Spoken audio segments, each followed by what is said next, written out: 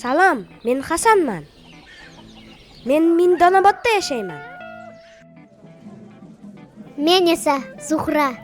Men Zuhraman. Ko'rib turganingizdek, biz Hasan Zuhramiz. Biz egizaklarmiz. Ha, Zuhra men. Men o'yinqaroq erkatoyman. Keyin aytaymi? Shirinliklar yeyishni juda ham yaxshi ko'raman-da. Ayniqsa muzqaymoq yeyishni mazzada. Undan keyin shokolad yeyishni. Muzda gazli suv. Akam esa menga har doim xalaqit beradi. Bunchalar dunyo bag'ri tosh. Bilasizmi? Men esa harakatni yaxshi ko'raman. Futbol o'ynash joni dilim. Turnik tortinishni ham yaxshi ko'raman. Uydagi og'ir mehnatdan ham qochmayman. Bu go'zal ayol bizning onamiz. U juda mehribon va mehnatkash. Bizga doimo shirin-shirin ovqatlar pishirib beradilar. Hech ham tinmaydilar. Bunday ona butun dunyoda yo'q. To'g'ri, akamning gaplariga men ham qo'shilaman. Mana bir misol. Kunlarni birda to'satdan tomog'im og'rib qoldi. O'zingiz ko'ring-da. Voy, oyijon, tomog'im og'riyapti, yordam bering.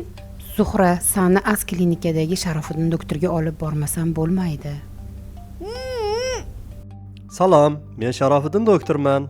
Bir kun oldimga Zuhrani olib kelishdi. Qani, tomog'ingni bir ko'raychi. Oho, yaxshimas qizim. Endi nima qilamiz Zuhraxon? Albatta ukol olamiz. Qani marhamat. Qo'rqma, hammasi yaxshi bo'ladi. Chuqur nafas ol. Og'ritmaysiz-a? Ana bo'ldi. Endi ketdik. Zuhra, ko'p bor men senga aytganman. Shirinliklarni kamroq ye. Tushundingmi? Xo'p bo'ladi. Dorilarni vaqtida ichgin. Xayr.